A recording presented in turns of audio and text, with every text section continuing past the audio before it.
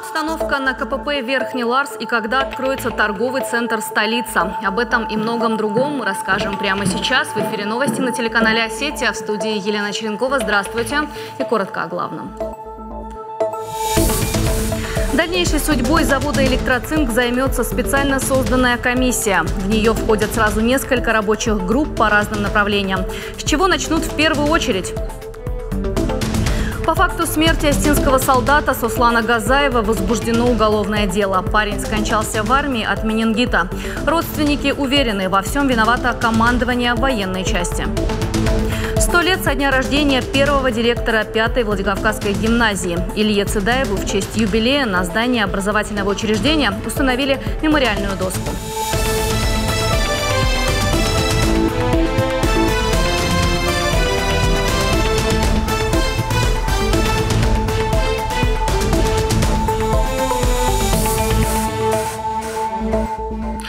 Рабочих групп, которые будут заниматься вопросами дальнейшей деятельности завода «Электроцинк», сегодня сформировали на втором заседании профильной комиссии.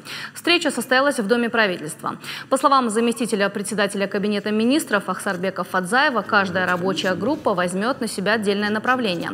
Специалисты разных профессий, таких как юристы, социологи, врачи, будут работать над решением вопроса о дальнейшей судьбе предприятия. Мнение у всех однозначное. Завод должен быть остановлен, пока ведется расследование. Соответствующее обращение готовится и к руководству завода.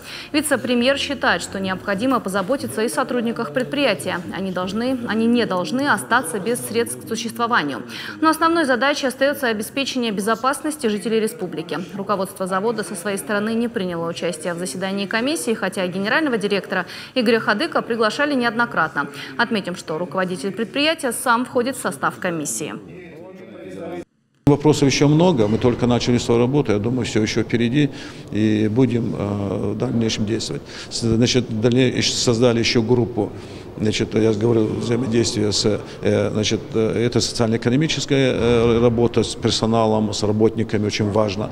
Следующее, это у нас рабочая группа по взаимодействию с руководством этого предприятия, специально, который будет в контакте постоянно с ними работать. Еще у нас есть, значит, создаем медиагруппу. Это информационное сопровождение, очень важно. Все наши действия, все наши решения должна знать общественность, должно знать население, и это тоже очень важно. В праздничные дни с 3 по 5 ноября ожидается увеличение турпотока в Грузию. Это создаст трудности для контрольно-пропускного пункта Верхний Ларс. Об этом стало известно на совещании под председательством премьер-министра Теймураза Тускаева. По информации начальника Республиканского таможенного управления Сергея Трацко, российский турпоток в Грузию растет выше средних показателей. По последним данным, в страну приехали более 1 миллиона россиян. Как известно, КПП рассчитан на прохождение в день 4000 физических лиц, а в среднем принимает почти 9. В праздничные же дни цифра будет в разы больше. Теймураз Тускаев распорядился внести коррективы в имеющиеся планы. Всем ведомствам, которые обеспечивают контрольно-пропускной режим, рекомендовано работать согласованно. Специалисты также напомнили, что в осенне-зимний период ожидается закрытие дороги по решению грузинской стороны. Как показывает практика, магистраль перестает функционировать более 1 месяца.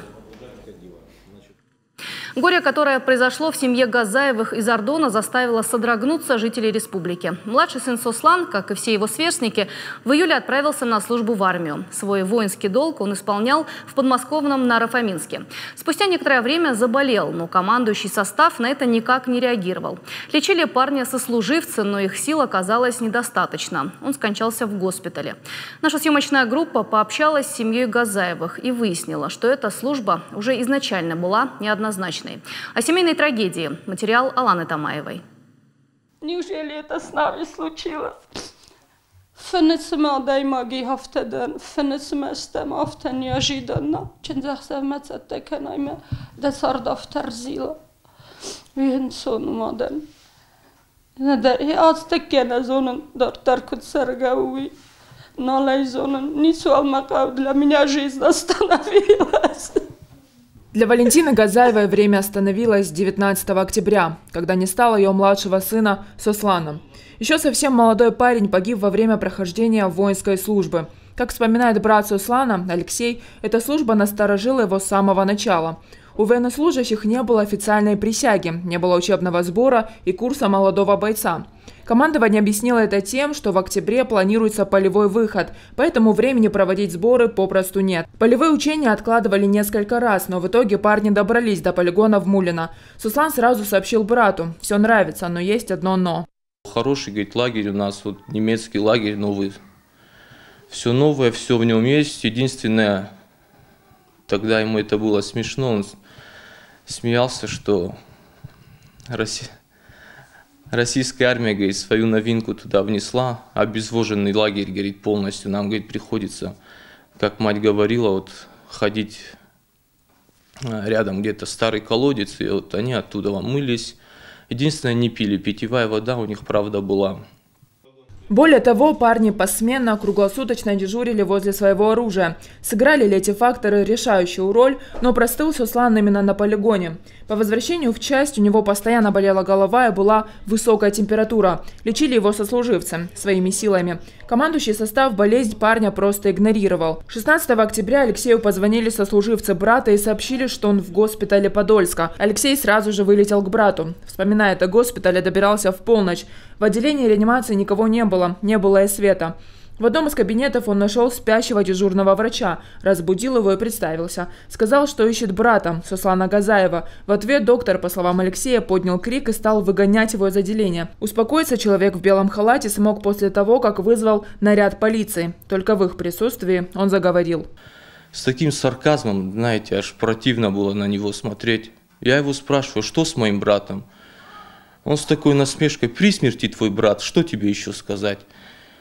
Меня, конечно, эта новость чуть не убила, у меня аж ноги подкашивались. На мой вопрос, я говорю, есть ли у вас все необходимые медикаменты, может в Москве есть заведение, где ему окажут лучшую помощь? Он опять в своей манере: да, есть, хорошие клиники есть, в Штатах есть клиники, в Израиле есть клиника, хочешь, забирай его туда. Это вот 16 числа дежурный врач был в реанимации. Врачи поставили диагноз – менингококковая инфекция. На момент прибытия парня в госпиталь практически все его органы были поражены. Работало только сердце и почки. Алексей вспоминает, в попытке спасти брата обращался ко всем. Сразу откликнулся депутат Зураб Макиев. С его помощью в госпиталь в срочном порядке прибыли врачи клиники Бакулева и Вишневского. Они констатировали, курс лечения выбран правильно, но прогнозы неутешительные. На момент, когда я его уже застал, 16 числа, он уже был в состоянии сна, его искусственно ввели в сон, чтобы мозг не травмировался от шока, потому что у него больше недели держалась высокая температура, около 40. На момент моего приезда у него температура уже держалась 43 градуса и не падала. Да, он уже весь был в пигментных пятнах от болезни.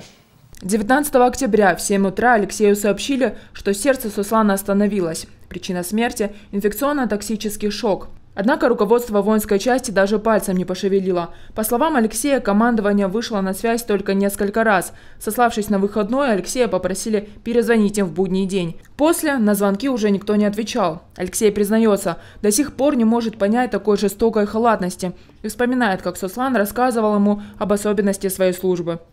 Еще меня, знаете, какой факт убивает? В этой прославленной дивизии Кантемировской, да, в армейских средах это известное легендарное соединение. Заместитель командира дивизии по воспитательной работе является инициатором так называемых кавказских построений. Знаете, в дивизии у них проводятся отдельные построения лиц, призванных с Северного Кавказа и тувинцев.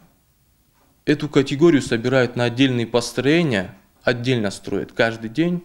Сейчас по факту гибели Суслана Газаева возбуждено уголовное дело. Семья парня надеется, что виновные понесут наказание. Но главное, надеются, что смерти военнослужащих, которые будто стали для российской армии нормой, прекратятся и такое горе больше не повторится ни в одной семье. Алана Томаева, Алан Суанов. Новости Осетии. Торговый комплекс «Столица» снова закрыт. Накануне стало известно, что Советский райсуд вынес определение о запрете эксплуатации центра. Судебные приставы опечатали здание. Напомним, такое решение было принято судом больше недели назад. Причина – в несоблюдении правил пожарной безопасности. Нарушения вскрылись после прокурорской проверки. Открытие центра было возможно лишь после того, как владельцы устранят все выявленные нарушения. Но почему-то менять ситуацию не стали, а лишь самовольно открылись. Как оказалось, ненадолго. На какой срок центр закрыт снова, пока неизвестно. По словам сотрудников МЧС, нарушения серьезные. Сколько времени займет их устранение, сказать пока сложно. Администрацией кафе не производились работы по очистке вентиляционных дымоходов от сажи, от жировых отложений. И произошло возгорание этих отложений именно в объеме вентиляционного канала. То есть они выгорели, и все, как такового пожара там фактически не было. Собственниками ведутся активные работы по устранению выявленных нарушений. Большая часть, по нашим данным, нарушений уже устранена. Мы также обратились за комментариями к администрации торгово-развлекательного комплекса, но прояснить ситуацию там отказались. Мы будем следить за развитием событий. Жители домов у Остинской церкви возмущены грязью и мусором возле храма. Утверждают, что контейнеры переполнены еще, страшно сказать, с конца лета. Отходы не только не вывозят, эти горы растут день ото дня. Некоторые умудряются оставлять мусор даже у стен церкви. Наша съемочная группа решила разобраться в ситуации. Но, как это часто бывает, к моменту нашего приезда мусорные баки вдруг оказались пустыми. И все же наш корреспондент Зинатин Музашвили покопалась в этой истории. Мусорные баки на входе в Остинскую церковь как бельмо на глазу прихожан и священнослужителей. Однако, как ни стараются, эту проблему не могут решить уже более 5 лет.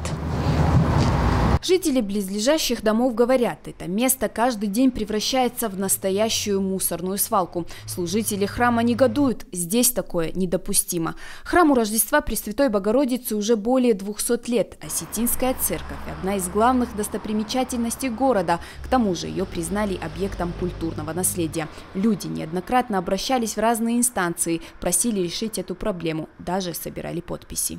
Около 5 лет длится наша, как это сказать, борьба за красоту нашей стены, и потихонечку нас отправляют ни с чем.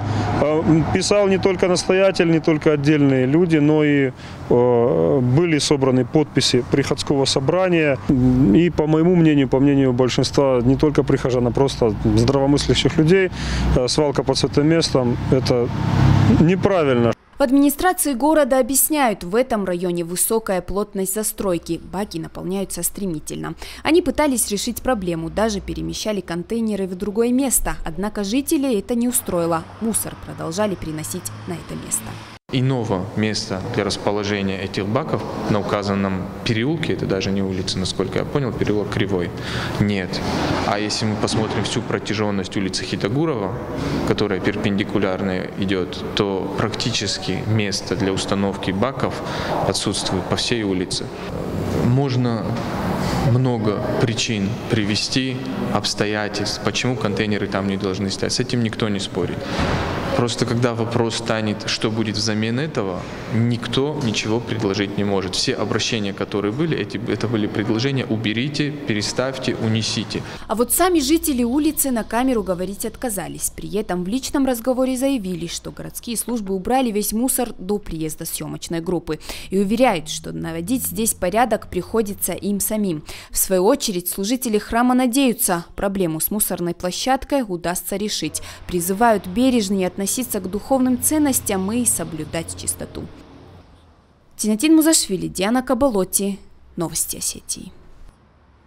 Во Владикавказе открыли мемориальную доску Илье Цедаеву. Ее установили на стене 5-й гимназии. Он был директором этого учебного заведения с 1965 года. Именно под его руководством школа расширилась, а ее ученики стали одними из первых поступать в самые престижные вузы страны. На торжественное открытие пришли родственники, друзья и выпускники Ильи Цедаева. Все отзываются о нем как о мудром, справедливом руководителе. Именно Илья Цедаев стал инициатором открытия еще одного образовательного учреждения республики с углубленным изучением английского языка – 7-й средней школы. 5-я гимназия стала последним по времени местом работы Цедаева. Напомним, в этом году со дня его рождения исполняется 100 лет. Говорят, незаменимых людей нет.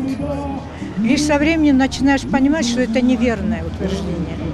Я не знаю, кто и когда это высказал, но когда дело касается таких личностей, как Илья Сергеевич, кому сегодня открывается мемориальная доска, то это неприемлемо.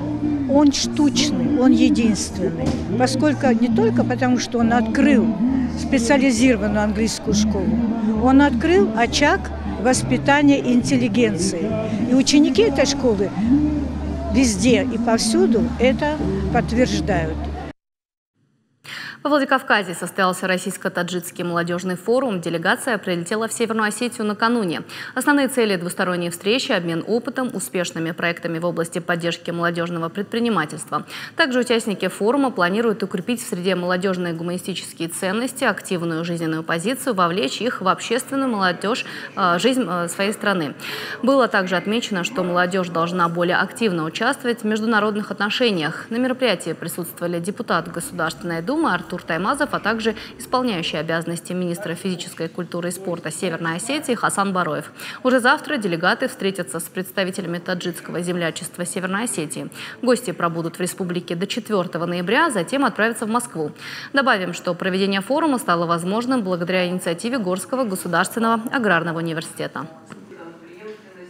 Мы будем взаимодействовать. Вот сегодня наши коллеги из Таджикистана представили свои практики. Мы возьмем все самое положительное, которое у них есть. Это поддержка и предпринимательству молодежному.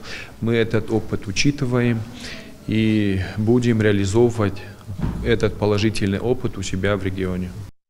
Когда в следующем году мы будем провести такой же формат форума, то наши гости из России, молодежь гости, мы больше будем их привлечь, чтобы они пришли, участвовали, ознакомились. Как говорят, битье определяет сознание, и я думаю, что именно сближение больше нашей молодежи в культуру, в историю, ознакомление с традицией дает нам больше возможностей, чтобы очень тесно сотрудничать и развить двусторонние отношения. В доме-интернате «Забота» состоялась акция «Маккаджи Арфа». Иными словами, фамильная поддержка. Работники приюта совместно с Советом Штырныхаш разработали социальный проект. Благодаря ему жители дома престарелых ищут однофамильцев, знакомятся и общаются. К мероприятию готовились долго. Идея организовать такую акцию возникла не случайно. Из 89 стариков приюта большая часть одиноки, у них нет близких родственников. Подобная поддержка однофамильцев для них особенно важна.